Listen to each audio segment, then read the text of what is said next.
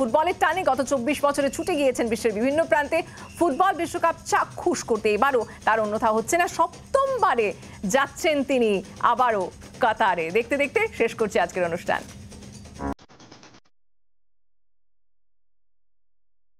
যেন ফুটবলের প্রতি একটা অনন্য টান, ফুটবলের প্রতি এতটাই ভালোবাসা যে প্রতিটি বিশ্বকাপ নিজের চোখে দেখেছেন কংসারী কয়াল। এবারও হাতছাড়া করছেন না সেই সুযোগ, তাই বিশ্বকাপ দেখতে দোহায় উড়ে যাচ্ছেন তিনি। ইনি 7টি বিশ্বকাপ প্রত্যক্ষ করেছেন কংসারী কয়াল।